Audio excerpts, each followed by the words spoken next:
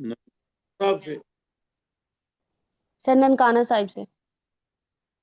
चलो फरमाइए, क्या फरमाने लगी? सर मैंने ये पूछना था कि if a patient came with the endometriosis and सब फर्टिलिटी, जी सर आप बोलो। मैनेजमेट ए, सर ए, ए, मैनेजमेंट। आ- ए, एक मिनट, एक मिनट भी। आप आहिस्ता बोले ताकि मुझे आपकी बात समझ आ जाए। अब फिर दोबारा शुरू कीजिए। जी sir. Sir if a patient came with the endometriosis and primary subfertility, then sir management में हमने अकॉर्डिंग टू हमने उसकी ASRM जो क्लासिफिकेशन करते हैं सिविरिटी की बेस पे के स्टेज 1 2 है मिनिमल और माइल्ड, एंड स्टेज 3 और 4 जो है सिवियर डिजीज है।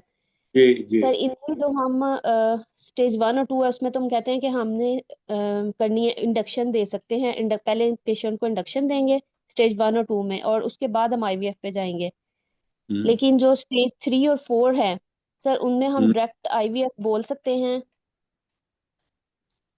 जी खत्म हो गया सवाल। जी सर। बेसिकली आपका सवाल शुरू यहाँ से होता है, पेशेंट को एंडोमेट्रियोसिस भी है, प्राइमरी इनफर्टिलिटी भी है, यही है ना? जी सर। जी सर।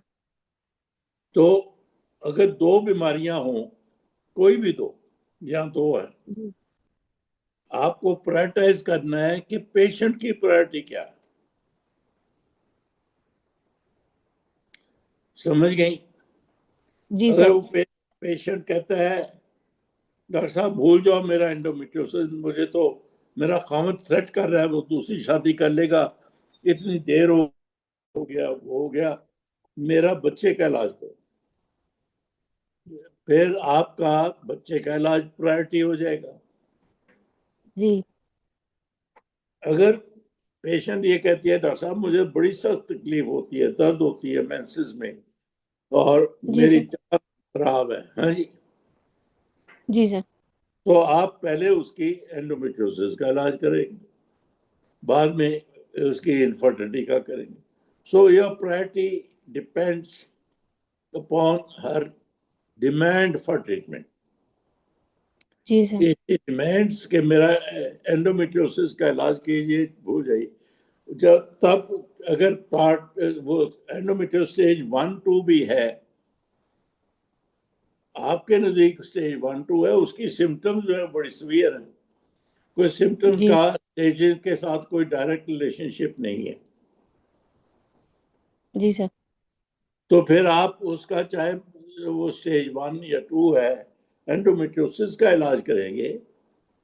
हाँ अलबत्ता अगर वो कहती है कि डॉक्टर साहब ये गोलियां तो मैंने बहुत खाई हैं, दूसरी प्रिस्क्रिप्शन लिखी एंड्रोजन्स की, तो ये भी मैंने बहुत कर लिया है, फिर जाहिर है कि आप वो जो बहुत कर लिया है उसको रिपीट करना जरूरी नहीं है, जी सर।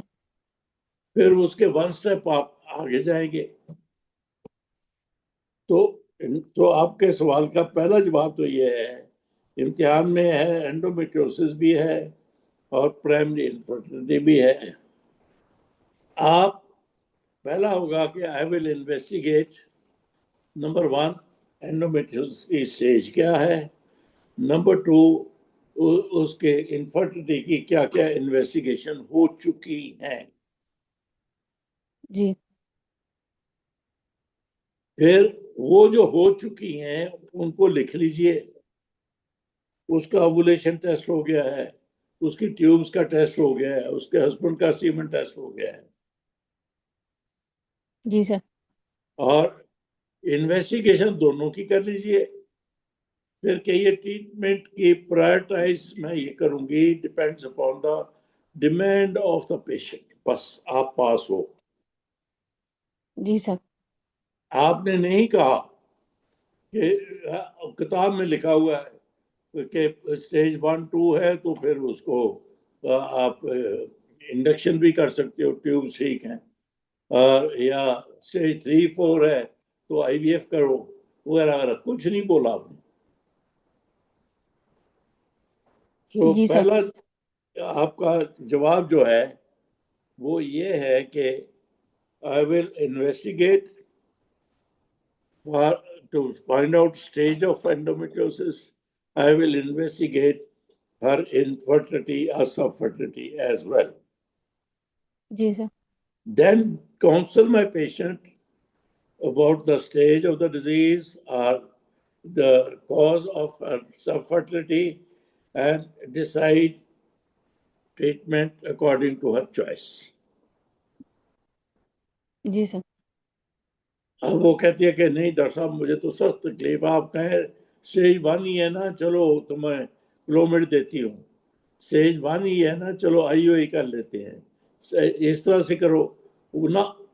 अगर वो कहती है मुझे तो दर्द है सख्त, पहले आप 3-6 महीने उसको जो भी हार्मोनल ट्रीटमेंट है, एंड्रोजन है और जोलोडेक्स का टीका है 6 महीने का, वो करोगी अकॉर्डिंग टू जी सर. हर डिमांड. जी लेकिन सर. अगर वो कहती है कि जी मेरे बच्चे का इलाज करो, जी सर. फिर अकॉर्डिंगली ये इन्वेस्टिगेशन करूंगी और उसमें से जो कॉज निकलेगी उसके मुताबिक उसका इलाज करूंगी. जी सर. एंडोमेट्रियोसिस तो madam, endometriosis does influence management, लेकिन पहले मुझे कॉज ऑफ इनफर्टिलिटी तो निकालने दें. जी सर.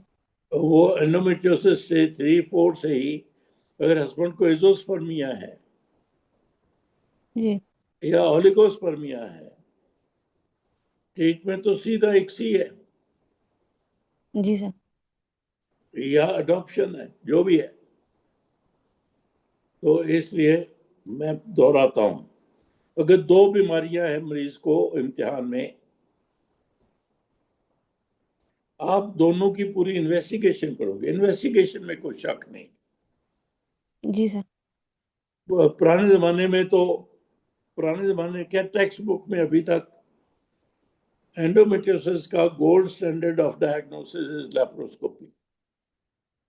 जी सर. अब वो कहते हैं अल्ट्रासाउंड इमेजिंग ये इतनी स्ट्रांग हो गई है कि आप उससे भी डायग्नोसिस कर लेते हो. जी सर. तो आप ये कहेंगे कि depending upon the expertise of my sonologist, I will confirm the diagnosis of endometriosis either by ultrasound or by laparoscopy. जी सर. वो हो गया. फिर सबफर्टिलिटी उसकी ये 3-4 इन्वेस्टिगेशन बोल देंगी. टॉप पे जी हस्बैंड सर. सीमेन टेस्ट, फिर ओवुलेशन का टेस्ट, फिर ट्यूब्स का जी टेस्ट. सर. ट्यूबल. जी सर. ये करने के बाद देन आप नहीं कहेंगी मैं ये करूंगी, बोले I will counsel my patient about the diagnosis according to her choice. Either I will treat endometriosis first or subfertility first. बस जी सर. आप पास जी सर. हो गई बात. सर इफ अगर एग्जाम में एग्जामिनर स्पेसिफिकली पूछे कि स्टेज 3-4 है, लेप्रोस्कोपी पे डायग्नोज है, हस्बैंड सीमेन एनालिसिस भी नॉर्मल है, देन क्या ऑफर करेंगे आप अपने पेशेंट को सिर्फ फर्टिलिटी के लिए? हस्बैंड नहीं, हस्बैंड के वो सिर्फ हस्बैंड देती है कि madam I will confirm her tubes, local anatomy and also ovulation. जी सर. आप उसका AMH करोगी, FSH करोगी जी सर. कि नहीं करोगी? जी सर करूंगी. तो फिर ओवुलेशन का टेस्ट है. I will do these tests and then according to the choice of the patient. अब स्टेज 3-4 है, वो कहती है मेरा प्रेगनेंसी का इलाज करो मैडम, भूल जाओ. तो किताब में ये लिखा हुआ है, लेटेस्ट लिटरेचर भी ये कहता है कि सर्जरी के बाद कोई उसको हार्मोनल ट्रीटमेंट देने का फायदा नहीं होता as far as fertility is concern. जी सर. पहले का लोग कहते थे कि सर्जरी की, उसके बाद हार्मोनल ट्रीटमेंट दिया, फिर फर्टिलिटी का इलाज किया. जी सर. लेकिन अब ये कहते हैं कि स्टेज 3-4 भी हो सर्जरी के बाद उसका कोई फायदा नहीं है हार्मोन देने का, सीधा सीधा आईवीएफ फिक्स ही करो। जी सर, ठीक है सर, यही पूछना था। चलो जी, थैंक यू सर। एक सवाल और पूछा जा सकता है, कोई एनीबॉडी? इमरान, जी सर। कितनी कुड़ियां आ गई? सर इस वक्त 14 है सर। मेरा ख्याल इम्तिहान खत्म हुआ है, इतनी भी काफी, या 5 मिनट और देख। Anybody would like to ask anything? 5 minute.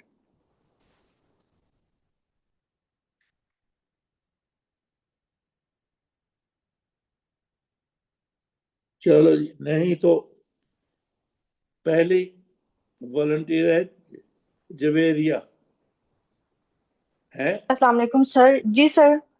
आप कहाँ से बोल रही हो? सर मैं गुजरावाला से। गुजरावाला कॉलेज की ग्रेजुएट हो? नो सर, मैं ख्वाजा सफदर की ग्रेजुएट हूँ। अच्छा, चलो पास पास ही है। तो ले जी, आज का पहला केस ही इंपॉर्टेंट है, बाकी तो फॉलो अप है। Patient age 25, gravida 2, para 0+1, last delivery took place at 30 weeks. अब आपके पास एंटीनेटल के लिए आई है, वो कहती है 30 वीक्स की प्रेगनेंसी है, लेकिन आपने एग्जामिन किया तो हाइट ऑफ फंडस 24 वीक्स है। चलिए दोहरा दूं दोबारा। Yes sir. Age 25, gravida 2, para 0+1। अब 30 वीक्स की प्रेगनेंसी पे आई है, लेकिन आपने एग्जामिन किया height of funds 24 weeks.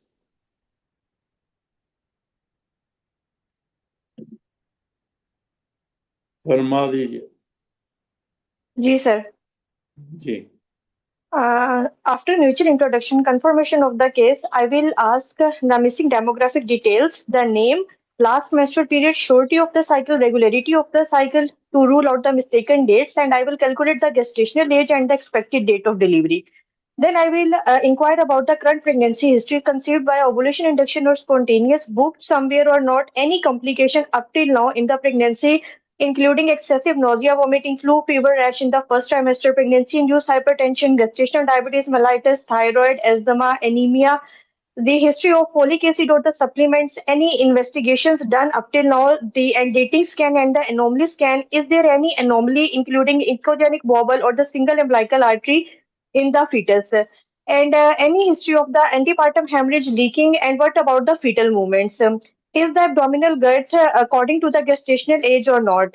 Then I will inquire about medical and the surgical history of concern, including chronic renal disease, cardiac disease, gastric bowel surgery, and any significant family history and the gynecological history. Specifically, I will inquire about past obstetric history. What was the mode of delivery, and as the baby was delivered at 30 weeks, what was the reason of the preterm delivery, and what was the outcome of the baby, weight of the baby? Is there any previous history of the intrauterine growth restriction or the stillbirth? And is there any complication in the previous pregnancy? Is there any anomalous history of anomalous baby in the previous pregnancy? And is the notes available or not? Is there any history of the smoking, drug abuse, beta blockers, or the drug allergies or the socioeconomic status of my patient? After that, I will proceed towards the examination. The vitals, BMI, general physical examination, pallor, jaundice, lymph nodes, thyroid, and specifically do the obstetric examination to look for the fundal height corresponding to the gestational age or not, and live presentation and estimated fetal volume and the Likert volume. And then I will auscultate the fetal heart sounds. After that, I will proceed towards the investigations. Apart from the baseline health profile, I need the growth.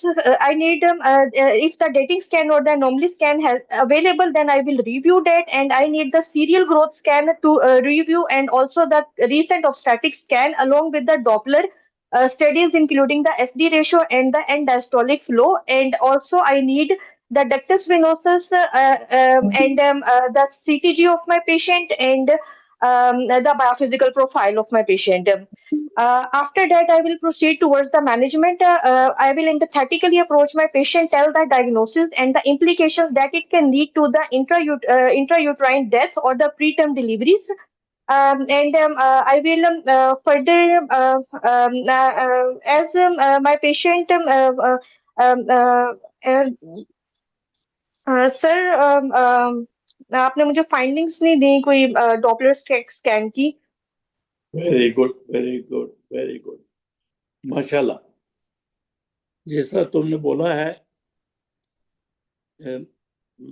Very good कहूंगा, excellent नहीं कहूंगा. तुम easily pass हो, easily pass हो. Very good means पास. इंशाल्लाह.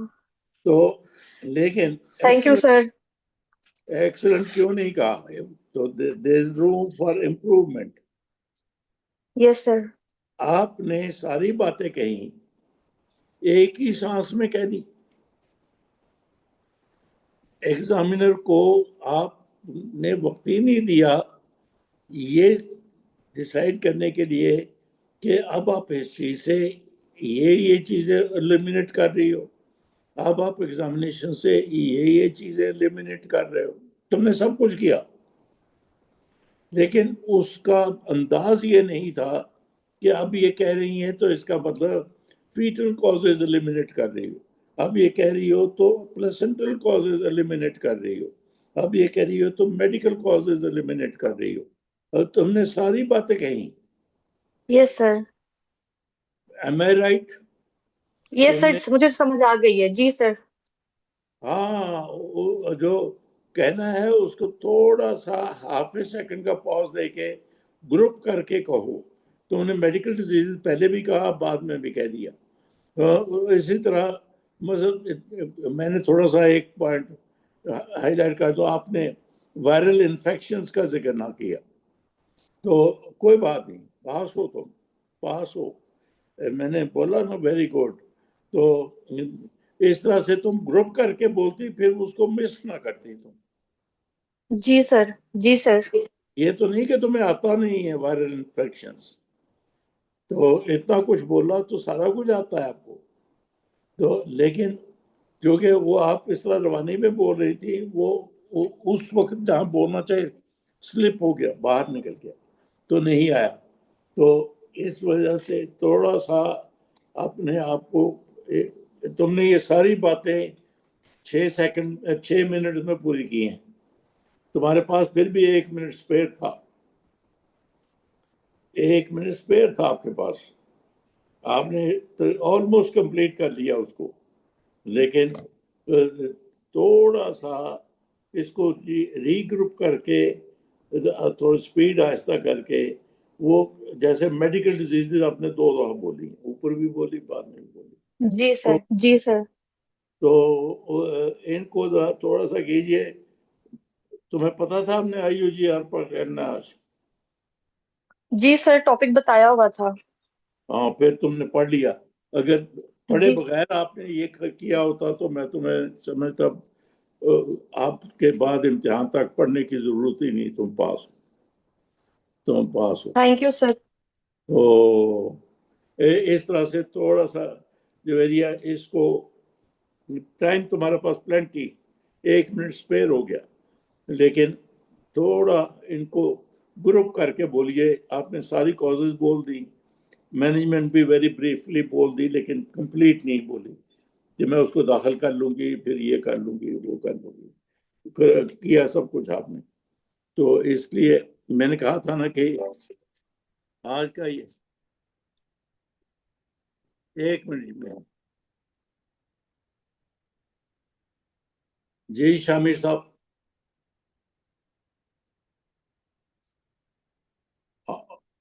हाँ, मैं घर से 9 बजे चलूंगा, पहुंच जाऊंगा। चलो फिर, हाँ 9 बजे, ठीक है। वो ये मेरा ग्रैंडसन बोल रहा था, हाउ कुड आई से कि मैं लेक्चर दे रहा हूँ, तूने टेलीफोन क्यों किया? यू नो, आपने जो ग्रैंडसन या जूनियर जनरेशन है, उनके साथ हमेशा प्यार से बोलो, प्यार से बोलो। उनको नहीं समझ आती कि लेक्चर देने का क्या मतलब। वो ये कि नाना ने मेरी बात नहीं सुनी, ऐसा नहीं। तो ये आज का सोशल लेसन आपके लिए ये है कि आपसे जो जूनियर हैं, हमेशा प्यार से उनसे बोलो, हमेशा अपनी मजबूरियां ना दिखाओ। तुमने इस वक्त क्यों टेलीफोन किया? इस वक्त मैं ये करता हूँ, तुम्हें पता नहीं ना। चलें जी, तो हम वापस आ गए। तो मैं कहा था कि ये केस आज का प्राइम केस है, प्रीमियर केस है, कि चूंकि इसकी मैनेजमेंट में जवेरिया ने पहले discrepancy between height of funders और एलएमपी की, तो उसने पहले ही बोल दिया कि मैं उसका एलएमपी कंफर्म करूंगी और मैं साइकिल बोलूंगी, क्योंकि most common cause of discrepancy is wrong in dates या अनश्योर ऑफ डेट्स। उसके पहले सेंटेंसेस ये थे दो। तो उसने एग्जामिनर को बता दिया कि अगर 30 वीक्स की बजाय 24 वीक्स आए तो इसका मतलब रॉन्ग इन डेट्स हो सकती है, विदाउट सेइंग दीज वर्ड्स। लेकिन उसके बाद फिर उसने कहा कि एक्सपेक्टेड डेट अगर इस तरह बनती है तो फिर वो कॉजेज ऑफ लेस IUGR जो हैं वो सारी उन्होंने दोहराई ये।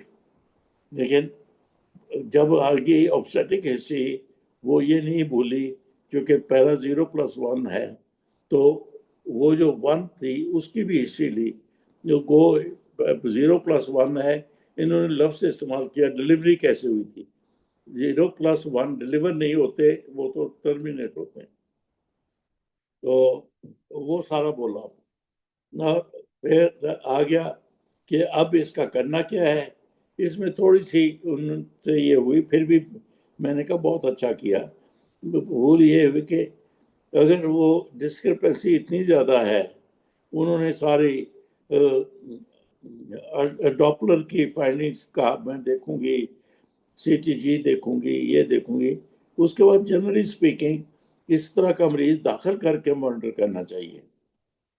दाखिल करके, चूंकि उसका किसी वक्त भी IUD हो सकती है, इतना सवियर IUGR है। तो और थोड़ा वो फीमेल लेंथ, एब्डोमिनल सर्कम्फ्रेंस, इस तरह की बातें बोलती तो और भी अच्छा होता।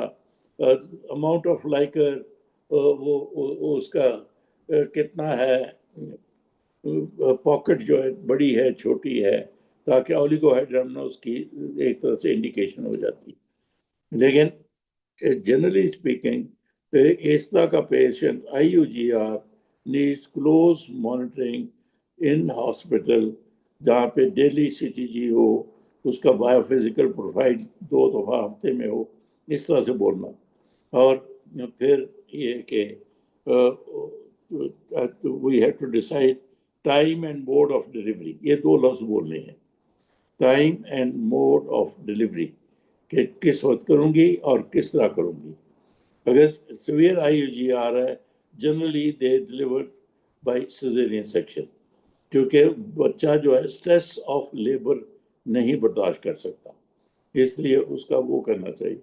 ये मैंने ऐड ऑन किए हैं जवेरिया तुम्हारी बातों में, लेकिन इससे ये न समझना कि मैं तुम्हें थोड़ा नहीं कट नहीं कर sir, thank you so much. Sir thank you so much.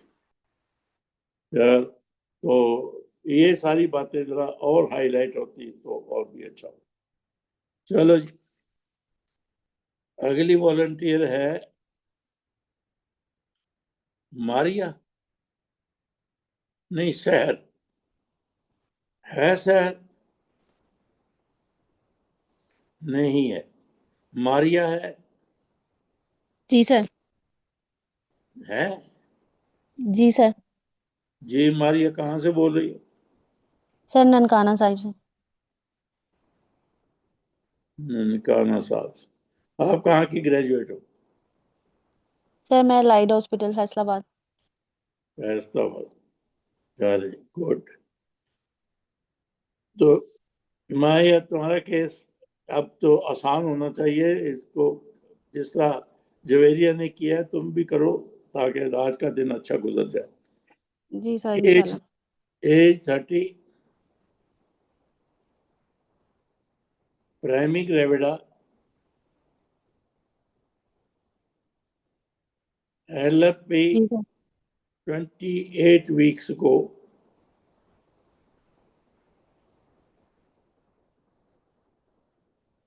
लेकिन आई है आपके पास फीटल ग्रोथ रिस्ट्रिक्शन के साथ, चूंकि उसके डॉपलर पे एसडी रेशियो भी रेज है और अल्ट्रासाउंड पे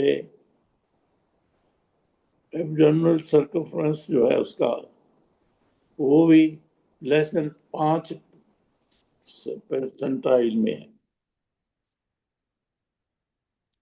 दोहरा दूं कि काफी? जी सर दोहरा एक दफा रिपीट कर दें। पेशेंट की एज 30, प्राइमरी ग्रेविडा, 28 वीक्स की प्रेगनेंसी पे आई है LMP के हिसाब से, लेकिन उसका लाइकर भी कम है, बच्चे का साइज भी, एब्डोमिनल सर्कमफ्रेंस उसका लेस देन 5 सेंटाइल में है और डॉपलर में एसडी रेशियो रेज। जी सर। जी फरमा दी। Assalamu alaikum. My name is Dr. Maria. I am one of the exam candidate. I've read the scenario. I'm ready for structured discussion.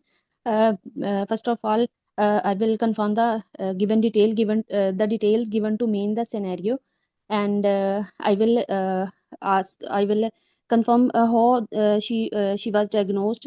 As she is a diagnosed case of fetal growth restriction, severe fetal growth restriction.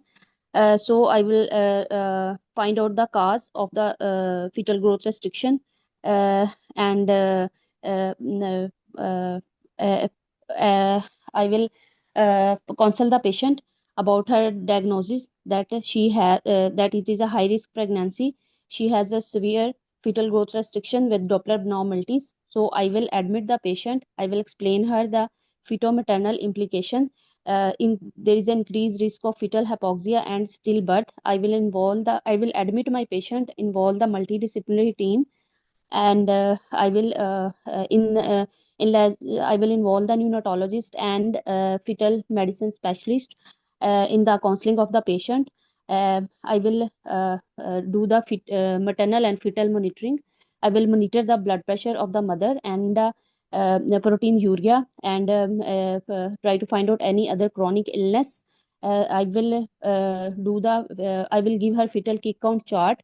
I will regarding fetal monitoring, the daily CTG, and as the ST ratio is raised, abnormal Doppler. So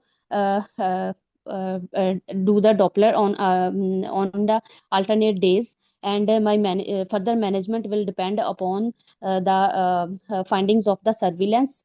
If there is no deterioration in the Doppler findings or the CTG remain reassuring, the pregnancy may continue.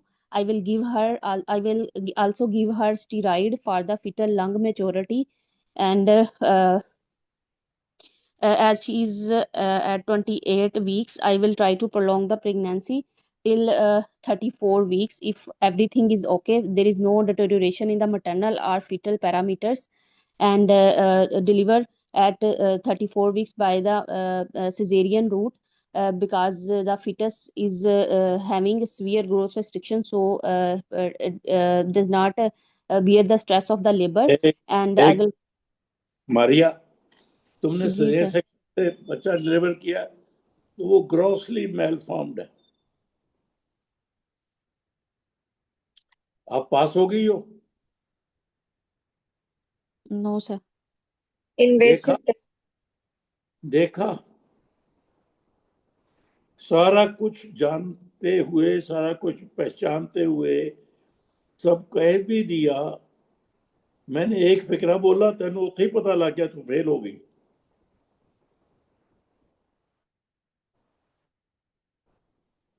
I am sorry. तो क्या आपने जब बोला था cause, जी आपने sir. बोला cause of this severe IUGR or fetal growth restriction, आपने पहला फिक्रा बोला, I try to find the cause. जी सर। उसको थोड़ा सा डायलेट नहीं करना था? जी sir. If the cause is medical problem, if the cause is fetal problem, if the cause is placental problem, if the ये तीन चार फिक्रे इस तरह से बोलने थे, फिर जी आपकी सर। सारी डिस्क्रिप्शन आपको पास कर दी। जी सर। तो आज का कोई बात नहीं, कोई बात नहीं। आज का मैसेज जो आपको है, अगर इस तरह कॉज बता दी जाए, कोई बीमारी आपको बता दी, पेशेंट हैज गॉट एंडोमेट्रियोसिस, अभी एंडोमेट्रियोसिस की बात हुई थी, जी सर। तो पहले आपने कहना कि I will try to confirm the diagnosis. यहाँ पे चूंकि सीवियर IUGR कुड भी, सारा कुछ आपने सब ठीक बोला बाबा, ठीक इस तरह जी सर। बोला कि टुक इट फॉर ग्रांटेड कि बच्चा ठीक है, बच्चे में कोई एबनॉर्मलिटी नहीं। That is not the cause of IUGR or his जी IUG, सर। isn't it? जी सर। तभी आप उसको 34 वीक्स पे ले जाके सेक्शन किया उसका ना, कि जी उसको सर। बच्चे को, बच्चा बिल्कुल ठीक है, कोई एबनॉर्मलिटी नहीं, सब कुछ है, मैं उसको मॉनिटर करती रहूंगी और फिर इस वक्त जाके उसका सिजेरियन सेक्शन करूंगी। बिल्कुल सही है जवाब, जी सर। लेकिन सही किस सूरत में है? The cause of this fetal growth restriction is not in the baby, whereas we know cause could be in the baby, cause could be in the mother, cause could be in the mother. placenta. जी sir. तो अगर baby ठीक है, mother में cause है, like severe diabetes, hypertension, renal disease, liver disease, कुछ भी हो सकती है, फिर हम उस कॉज को ट्रीट करेंगे ना। जी सर। या आपने I try to find out the cause कह के बस फिर शुरू हो गई कि बच्चा बिल्कुल ठीक है, विदाउट जी सर। सेइंग दोज वर्ड्स, जी और सर। मैंने ऐसे आपको शूट डाउन कर दिया। आपकी गुड्डी बड़ी ऊंची उड़ रही थी, मैंने सब कुछ कह दिया और मैंने बो काटा कर दिया एक फिक्रा कह के कि द बेबी इज एबनॉर्मल। तो आपका सारा किया धरा रह गया। सो जब आपको कोई इस तरह की प्रॉब्लम दी जाए, तो आप कॉज जो मुख्तलिफ हेडिंग्स है उसके वो जरूर बोलिए। Cause could be medical disease, cause could be complication of pregnancy, cause could be in the placenta, cause could be in the baby.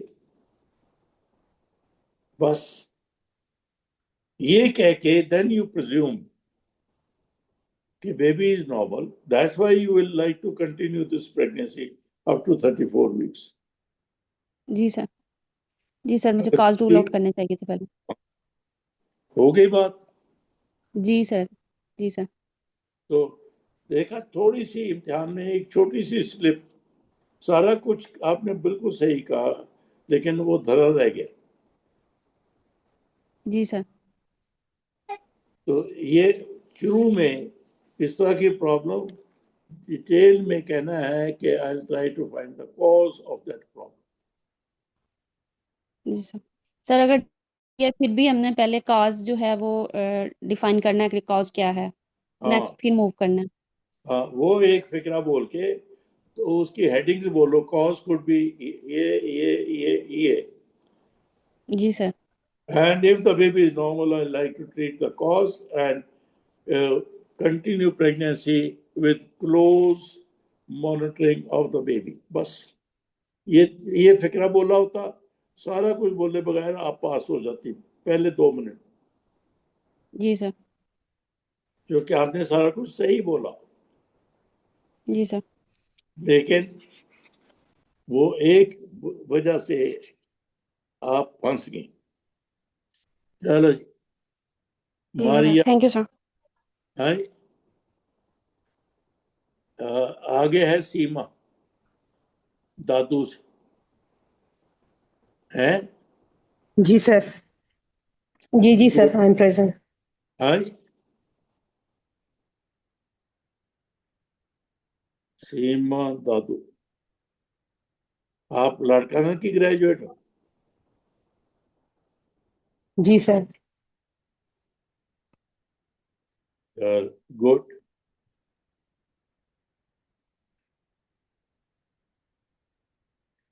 ले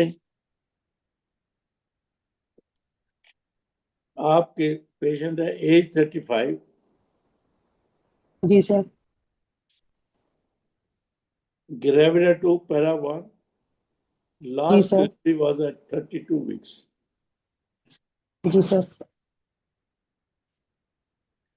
अब डायग्नोसिस हो गया है कि उसको फीटल ग्रोथ रिस्ट्रिक्शन आपके पास आई। टोटल ग्रोथ रिस्ट्रिक्शन पे। ठीक है सर। सर, शुड आई और प्रोसीड फॉर इस द वक्त चलो मैनेजमेंट? आपका लिए आसान, इस वक्त वो 20 वीक्स की प्रेगनेंसी। जी sir. Okay sir. Sir, first of all, I will introduce myself. After that, I will take the missing information in the biodata. I will ask about the name, her husband's name, and I will inquire about the mode of delivery in the previous pregnancy, and what is the last menstrual period of my patient, was her cycle regular or not. And I will also from that I will rule out the diagnosis of I will rule out the mistaken dates. And sir, after that I will ask from the patient that is this pregnancy planned or unplanned, conceived spontaneously on ovulation induction, is there any history of a fever, flu, rash during the first trimester? Is there any history of bleeding per vagina in the first trimester and after that? And sir, I will ask about the dating scan. Was it done or not? And the date at which it was done. Was the baby normal and single pregnancy? Sir, I will inquire about the any history of excessive vomiting and nausea for which she gets admitted in at any hospital. Sir, after that, I will ask from my patient that any history of raised blood pressure, diabetes mellitus, or any history of antiphospholipid antibody syndrome and chronic renal disease. I will inquire about the medical disorders. And sir, I will ask from my patient, is there any significant surgical history, any history of drug allergy? And sir, as my patient is gravida 2 para 1+0, and she delivered a baby at 32 weeks, so I will ask about the cause of early delivery. Is there any history of raised blood pressure, any history of a fetal growth restriction in that pregnancy, any history of diabetes mellitus or any medical disorder in that pregnancy? And what was the outcome of their delivery? Is the baby alive, healthy or not? And during that pregnancy, was there any history of serial growth scans and baby? What was the weight of the baby? And so after that, I will also ask from my patient that is there any history of vigorous exercise, alcohol, smoking, or alcohol consumption, smoking, and family history of hypertension and hypertension, diabetes mellitus. And sir, after taking history, I would like to examine my patient, in which I will check the BMI of my patient, and I will check the blood pressure, pulse, temperature, and respiratory rate. And sir, I will examine the thyroid of my patient, and then I will do the abdominal examination of my patient, in which I will check the symphysis-fundal height of the baby and estimated Laker volume. And sir, after the history and examination, I will go for the investigation, in which first of all, I will check the baseline investigation, in which I will look for the complete blood count and look for the hemoglobin, platelet count, and WBC count. Viral screening of my patient, hepatitis B surface antigen, HCV antibody, HIV antibody, fasting blood sugar level, and so urine detail report for the pus cells, proteins, and the sugars. Sir, after the baseline reports, I will ask about the anomaly scan. I need the dating scan of the baby and correlate with that of the gestational age. And sir, I will also ask about the detailed anomaly scan and will look for the any anomaly in the baby is present or not. And sir, sir, I'm done with the history and examination and investigation, sir. Hello. जी जी मैं सुन रहा हूँ, बिल्कुल सुन रहा हूँ. All ears. Ji, sir. And sir, as my patient is at 20 weeks and she is diagnosed as a case of fetal growth restriction. So my patient is diagnosed at early gestational age, that is at the 20 weeks. So sir, I also need the torch screening of my patient in the investigation because my patient developed a fetal growth restriction at such early age. And I will also, if the torch screening is normal and then I will emphasize on the retail anomaly scan.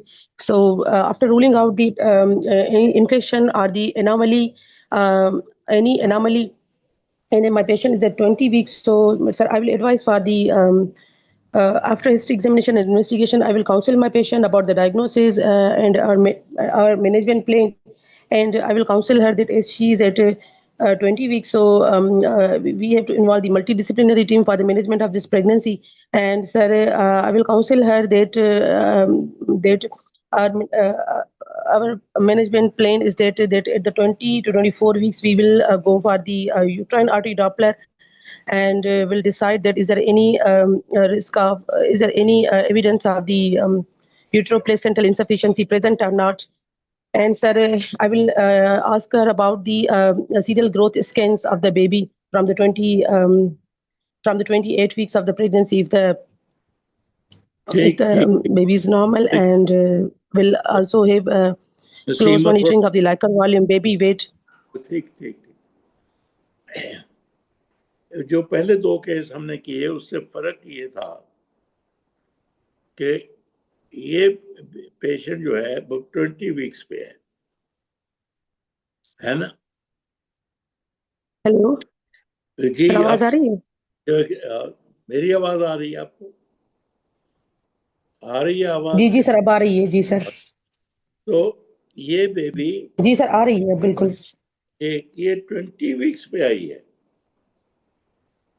20 weeks तो अभी even in the west 22 weeks पे कहते हैं कि viability हो जाती है. हमारे यहाँ तो होती ही 28 वीक्स पे है अभी भी. तो वो वायबिलिटी से बहुत पहले आ गई है. तो इसलिए हमें फैसला ये करना है जी सर कि ये बच्चा वायबल है कि नहीं, या 28 वीक्स तक जिंदा भी रहेगा. तो आपका फोकस जो है थोड़ा सा उतना नहीं था.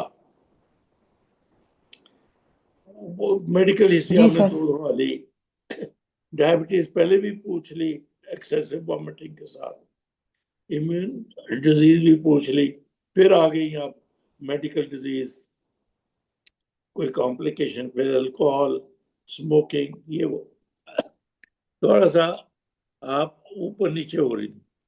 तो लेकिन बात बड़ी आपने वाज़ेह ये करनी थी राइट फ्रॉम द बिगिनिंग. आपने as a matter of fact आपका पहला फिक्रा जो था हिस्ट्री में कि मैं पता करूंगी वो 32 वीक्स पे डिलीवर क्यों हुई और कैसे हुई. That was your first sentence. हालांकि ऑब्स्टेट्रिकल हिस्ट्री लेते हैं हम, लेकिन पहली बात वो तो नहीं करते ना. पहली बात वो तो नहीं करते. ऑब्स्टेट्रिकल हिस्ट्री आपने लेनी थी और उसमें यही पूछना था. तो लेकिन वो पहला फिक्रा नहीं होता, ओपनिंग सेंटेंस नहीं होता. तो इस तरह से थोड़ा आप ऊपर नीचे होती रही. ऊपर नीचे होती रही। थोड़ा अपने आप को थोड़ा सा फोकस करो, आपका थॉट प्रोसेस फोकस नहीं था, कभी ऊपर जा रहा था, कभी नीचे आ रहा था, कभी इम्यून डिजीज की बात हो रही थी, फिर मेडिकल प्रॉब्लम आ गई, फिर सर्जिकल आ गई, फिर स्मोकिंग आ गई। आपने सवाल पढ़ा हुआ है, सवाल पूछे, लेकिन थोड़ा उसको और ऑर्गेनाइज करो। ये करने के बाद फिर आना था कि अब 20 वीक्स पे अगर वो है तो इट्स वेरी डिफिकल्ट कि उसको सीवियरली IUGR जो है वो उसमें जनरली स्पीकिंग कॉज या तो बेबी में है या प्लेसेंटा में, उनको लेके जाना अप टू 34 वीक्स या इवन बियॉन्ड 28 वीक्स काफ़ी डिफिकल्ट होता है, काफ़ी डिफिकल्ट होता है। तो आप उनसे कहिए कि I will seriously consider whether this pregnancy can continue up to viability or not. अगर वो नॉट है, जो इसमें मोस्ट लाइकली था, जो नॉट है कि इट कैन नॉट कंटिन्यू, या वजह बच्चे बेबी में है या वजह प्लेसेंटा में है, वो प्लेसेंटा इंक्रीटा है या प्लेसेंटा बहुत ही छोटा सा है, इन्फाक्स है प्लेसेंटा में, सर्कुलेशन पुअर है, वो सारी बातें कह के फिर आप कहते कि इस तरफ आती तो बहुत अच्छा होता कि this is unlikely to continue to viability, hence I will counsel my patient and terminate this pregnancy. Particularly आपने वो जो पहला पूछा वो यहाँ पूछी कि जो 32 वीक्स पे डिलीवर हुआ था उसकी क्या वायबिलिटी है, वो जिंदा है कि नहीं जिंदा, वो उसकी कॉज क्या हुई थी कि 32 वीक्स पे क्यों डिलीवर हुई थी। ये वो जो पहले बोला वो जब आप कंक्लूजन करती उस वक्त बोलती तो और भी अच्छा होता। चलें, 3 केस हो गए, very good, we are doing well today. मेरे पास तो एक ही और है, चौथा। चलें, वो जो वॉलंटियर थी वो तो पूरी हो गई, कोई और वॉलंटियर करना चाहता है? यस सर, अस्सलाम वालेकुम सर। सर मैं करना चाहती हूँ। क्या नाम है जी आपका? Sir Asiya, doctor Asiya. कहाँ से? सर कराची से। चलो, कराची से। Asiya Bibi, patient age 30, primi gravida, severe IUGR at 34 weeks.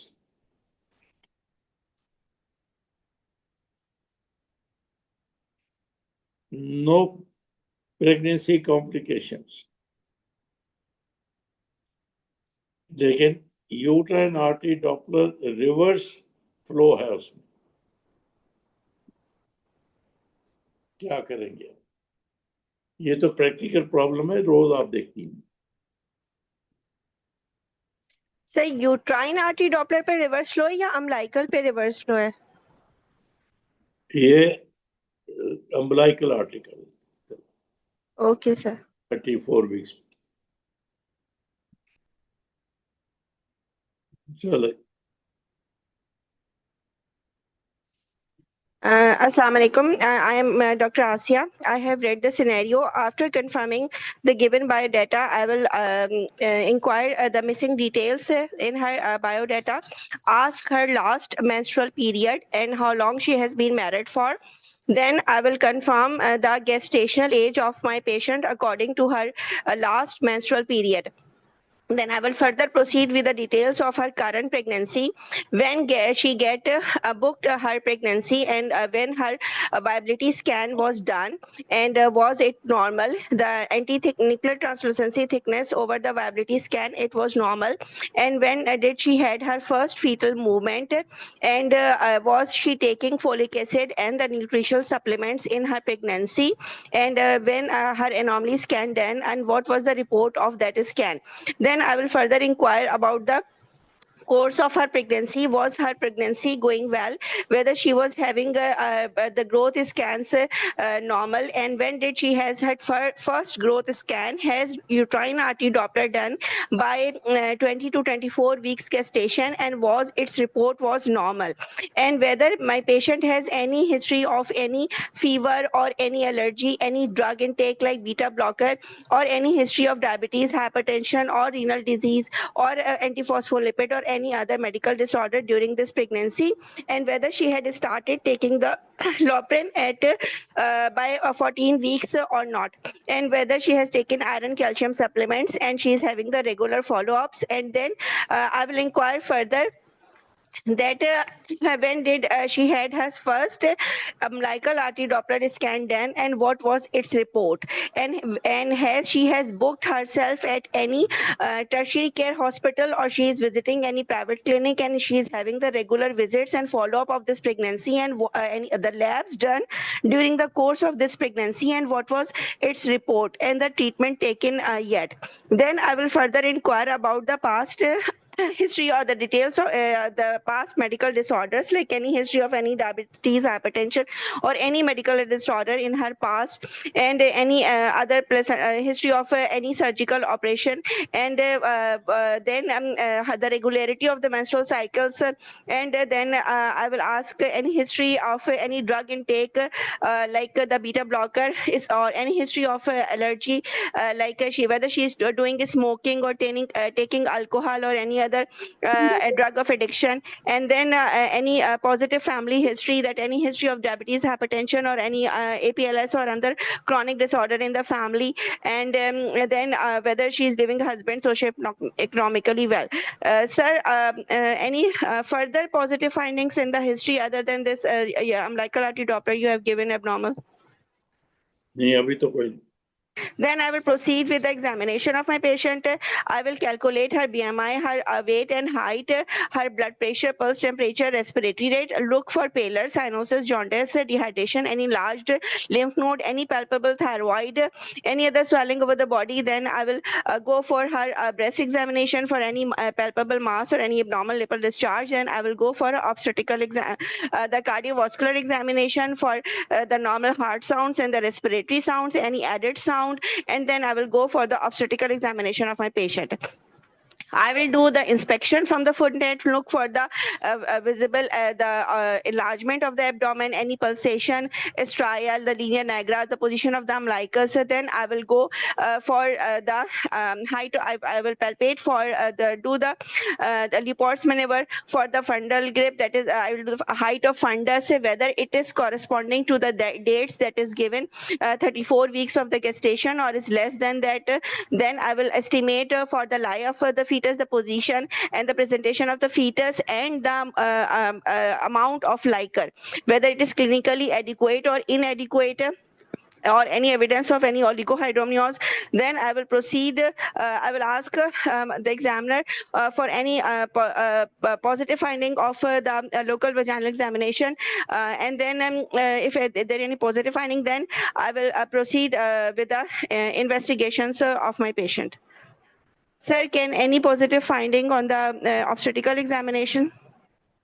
नहीं, तो Sir, लाइकर 30 और sir height of fundus 34 cm ही है, 30 वीक्स है 30 weeks है, और सर लाइकर कम है.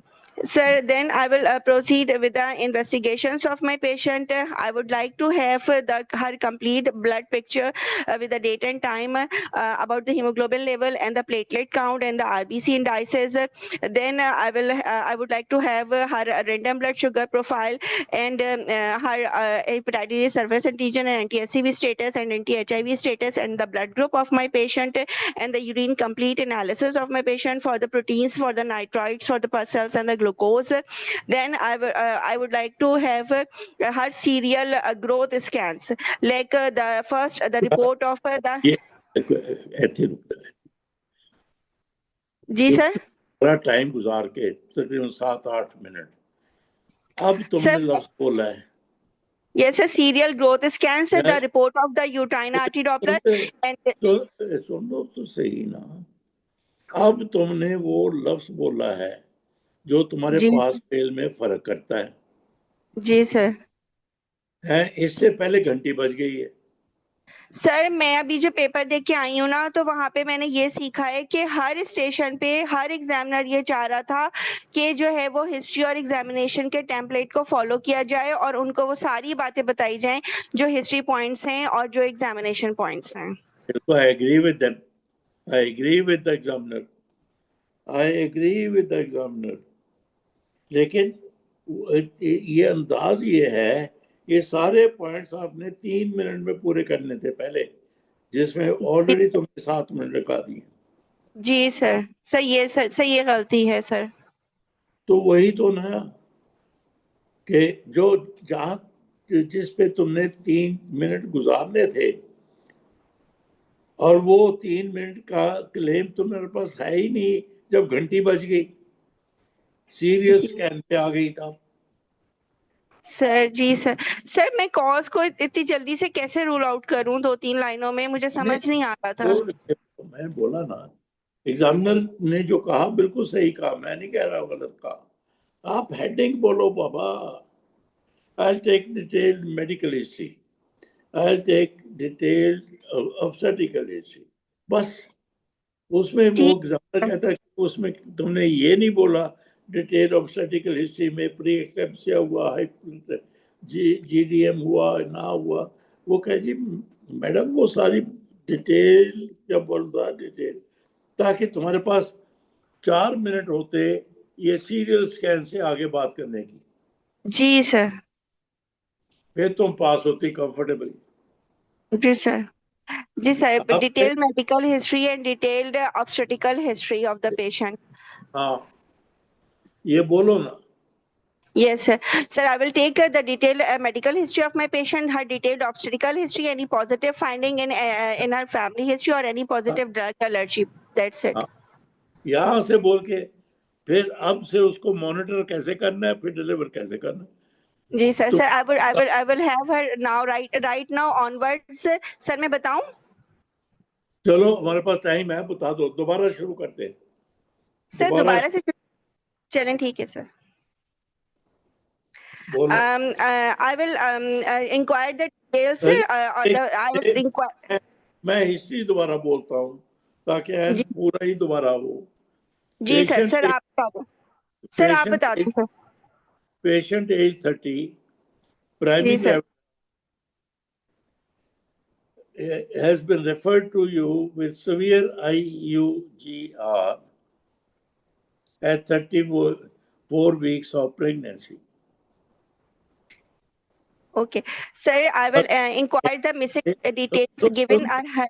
तो पूरा मुझे तो कर लेने दो, मेरे पास तो टाइम ही टाइम है। Severe IUGR at 34 weeks of pregnancy. How will you manage this patient? Okay, sir. Sir, I will manage. I will admit my patient and I will proceed with the. गलत हो गया ना, गलत हो गया। Is this right sentence पहला? I will admit. Admit तो last आएगा सारा कुछ करने के बाद। अच्छा सर, मैं दोबारा शुरू से शुरू कर रही हूँ सर, ठीक है सर, उसको बिल्कुल समराइज करके। सर मैं समझ गई, मैं इसको समराइज करके दोबारा से शुरू कर रही हूँ। करो। I will, after mutual introduction of my patient, confirming the given details, I will inquire the missing details, her last menstrual period, calculate her exact gestational age, and then I will inquire that when did my patient has the confirmation of the pregnancy and the viability of the pregnancy done, and what was the report of nuchal translucency scan, and when did she had her anomaly scan done, and what was its report? Was she taking folic acid, Loprin in her pregnancy? Was there any history of any medical disorder in her pregnancy or any other surgical or placental cause during the course of her pregnancy? Any positive history of any medical disorder in the patient past, and whether any history of the intake of any drug like a beta blocker or any drug allergy present, or any history of smoking or addiction present. Then I will. Good. बोलते जाओ। Okay, then I will proceed with the examination of my patient as I described above, and then I will proceed with the investigations of my patient नहीं, regarding. थोड़ा सा आप good करने के बाद jump कर गई। जब मैंने कहा गुड तो एक दो लफ्ज रेलेवेंट बोलो कि अब तक उसकी कोई इन्वेस्टिगेशन हुई है यूरिन की, ब्लड प्रेशर की। Yes, sir. Sir, I will inquire that whether my patient get admitted to some private clinic or some tertiary center and she is having the regular antenatal visits there and has any labs done and any treatment taken so far, and what was the report of those investigations and what is that treatment she is taking right now. Good, चलो आगे। Then I will proceed with the examination of my patient. Look for her BMI, her blood pressure, pulse, temperature, respiratory rate. For look for pleural jaundice, cyanosis, edema, enlarged thyroidal palpable lymph node. Go for the obstetrical examination, the breast examination, and cardiovascular system examination, and the obstetrical examination of the patient. My patient for the height of fundus, the lie of fetus, the position of the fetus, the presentation of fetus, and the fetal movement, and the amount of liquor, and the auscultation for the fetal heart sounds. Good, Then हो I गया। will, sir, I proceed further. हाँ, पूछना है। Then I will proceed with the management of my patient. I will counsel my patient empathetically that she is having the high-risk pregnancy because she is having the growth restriction with the reverse and diastolic flow on the umbilical artery Doppler studies. I will admit my patient. I will complete all her baseline investigations and review her labs, and then I will complete her missing investigations. I will proceed. I will look for the serial growth scans if done, and what was the report of those scans, and then compare the disparity between the scan, whether my patient's uterine artery Doppler has been done around 20 to 24 weeks, and what was its report, and then if there is any associated pathology like then I will go for the umbilical artery Doppler studies as mentioned in the patient's umbilical artery Doppler scan that she is had. My patient is having the reverse and diastolic flow, and her height of fundus is 30 cm and like it has been decreased. Then I will go for the feto-maternal surveillance of my patient. I will admit my patient and I will have the daily vitals हो गया, monitoring of the patient. I will have the हो गया। एक minute, अब बोलो तुम्हारी ये तुमने कितनी चीजें बोली जो जरूरी थी। हाँ जो सर, हो सकता है इसमें से सर कुछ पहली प्रेजेंटेशन में तुमने सिर्फ सीरियल स्कैन बोला था। जी सर। सर और यहाँ पे मैंने यूट्राइन आर्टरी डॉपलर भी बोला, अम्लाइकर भी बोला, और अभी मैं इसकी आगे सीटीजी भी करवाऊंगी, ट्वाइस डेली सीटीजी करवाऊंगी। और now you understand the difference between two presentations. जी सर, सर मैं इसी वजह से तो सर आपकी स्टूडेंट पक्की बनना चाह रही हूँ, क्योंकि मैं यही गलतियां करती रही हूँ। हाँ, तो यही बजाय टाइम उसमें जाया करने के रिमेन फोकस जो एग्जामिनर चाहता है, वो चाहता है कि इस पेशेंट को 34 वीक्स में IUGR के साथ किस तरह मॉनिटर करोगी, किस तरह डिलीवर करो, बस। जी सर, अब इसको मैं डेली सीटीजी करूंगी and then I will have her twice weekly biophysical profile, और as the patient is having the reverse and diastolic flow, so I will immediately give her steroid cover and make arrangement in the high dependency unit with the high risk consent and the need and the arrangement for the incubator care of the baby, the emergency cesarean section of my patient. देखा, तो ये तुम्हारे जैसी बच्चियां हैं जो fail होती हैं। आप सारा कुछ है, वह अंट शंट में कह के वो ज़ाया कर दिया, और जब सीरियल स्कैन की बारी आई घंटी बज गई, फिर नंबर कहाँ से दे एग्जामिनर का? फिर आप समझती नहीं कि examiner is justified in Fehling you, क्योंकि एग्जामिनर तो सीरियल से आगे सुनना चाहता था कि आप क्या करोगी तुम। जी सर। वो कहने की आप वक्त ही नहीं निकालती। ये वो जो थर्ड ईयर की बात फलाना फलाना फलाना बोलते जाते हैं। बाबा पुराना जमाना गया जब टाइम अनलिमिटेड होता था, यहाँ तो 7 मिनट है। यहाँ तो 7 मिनट है, और आप ही अगर मैं पहली हिस्ट्री के बाद कहता तो फेल हो तो मैं समझ ना आती और मुझसे नाराज होती। मैंने तो सारा कुछ आपका नहीं नहीं सर, मैं आपसे नाराज नहीं होती सर, आप सही कह रहे हैं सर, यही तो मैंने गलतियां की हैं, मुझे पता है, मुझे सब आता था, मैं सब पढ़ के गई थी, लेकिन मैं फोकस नहीं हूँ और अभी भी मुझे बहुत फोकस होने की जरूरत है। पहले जब आपको प्रॉब्लम प्रेजेंट की जाए उस पर गौर करो कि एग्जामिनर चाहता क्या है।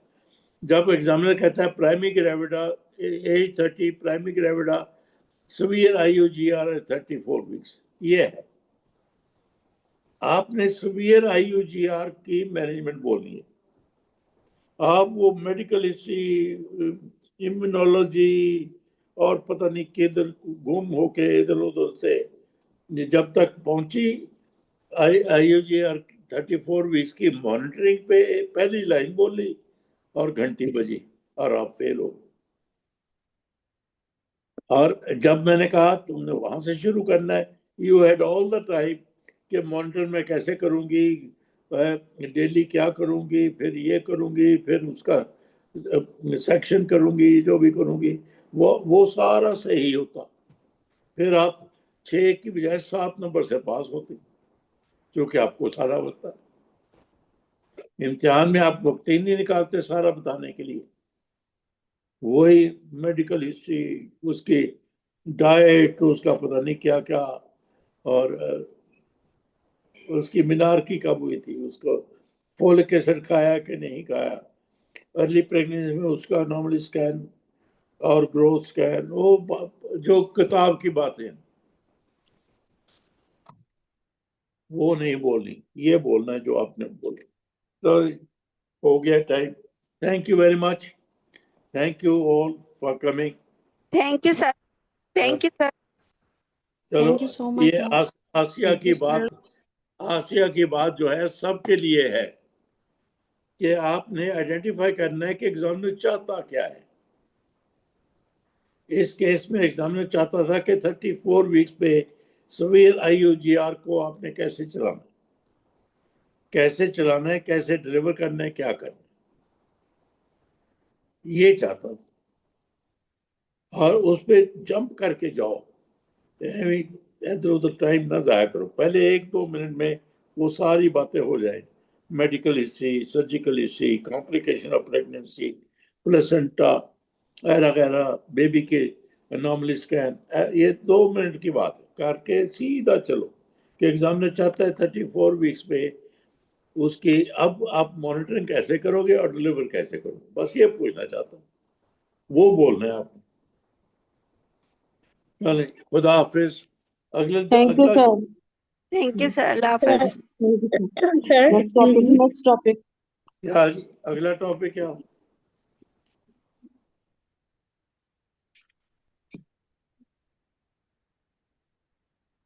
ये कोरियो पिछली दफा कहा था, वो किया नहीं हमने, चलो कोरियो करते। जी आप सर। बोलते भी नहीं हो कुछ, क्या सर कोरियो कार्सिनोमा ना सर, या कोरियोमनिनाइटिस?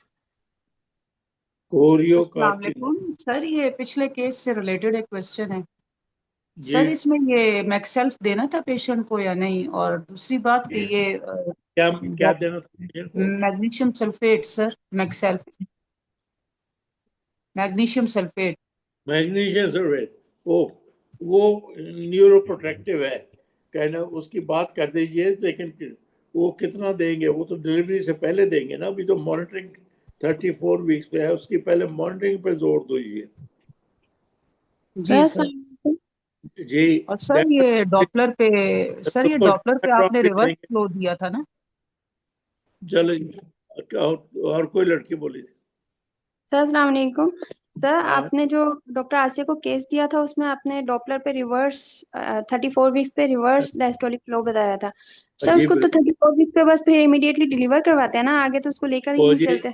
उन्होंने आपकी बात सही है, बिल्कुल सही है, लेकिन उन्होंने कह दिया था कि रिवर्स के साथ मैं CTG करूंगी, मैं ये करूंगी, वो करूंगी, क्योंकि वो सारी मॉनिटरिंग ऐड की जा सकती है रिवर्स फ्लो के साथ भी। लेकिन आपकी बात बिल्कुल सही है, रिवर्स फ्लो के साथ जल्दी डिलीवरी करनी चाहिए।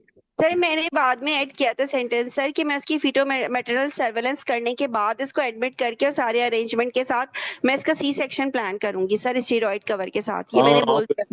नहीं तुम बिल्कुल ठीक थी आसिया। सर चलो जी सर, अगली बार सर ये सर ये इस तरह होता सर है ना कि अगर आपके पास 34 वीक से पहले आ रही है, 32 वीक्स पे, 31 वीक्स पे, तो आप फिर मॉनिटरिंग करते हुए चलते हैं। और अगर आपके पास 34 वीक्स पर आ गई है और रिवर्स फ्लो आ रहा है तो बस फिर आप उसकी डिलीवरी प्लान करते हैं। चलो मैं आई प्रेफर के जो पहला आसिया ने कहा, क्योंकि एग्जामिनर को वो बातें सारी सुनना है। तो क्या 34 वीक्स सीधा मैं सेक्शन करूंगी रात के 12 बजे, उसमें सारी बातें जो एग्जामिनर सुनना चाहता है ना वो आपने नहीं कही, आसिया ने कही। मुझे वो पसंद है, मुझे वो पसंद है। वो आखिर वो ये जो दूसरे मॉनिटरिंग के टूल्स उसने बोले, उसके बाद भी तो सेक्शन ही करना है ना हमने। सही सही सर, सही समझ आ गया। चलो सर ओके नेक्स्ट सर जी। सर नेक्स्ट टाइम भी मैंने वॉलंटियर करना है। और जब वॉलंटियर करने की बारी आती है आप लोग गायब हो जाते हो। इमरान शफी नहीं को, सर, इमरान शफी को लिखाओ जी, ये लिखे जी। ठीक है sir. Sir Javeria. Javeria, okay जी, all the best Imran. Thank you sir. Thank you sir. जी थैंक यू सर। सर। शुक्र है दो थैंक कुड़ियों सर। थैंक यू याद है, मैं तो कह के थक गया हूँ आपको। No sir, thank you sir. सारे you, बोलो, sir. छोटे बच्चे थैंक बोलो। You sir, thank you sir. चलो, Thank you, sir. So nice of you.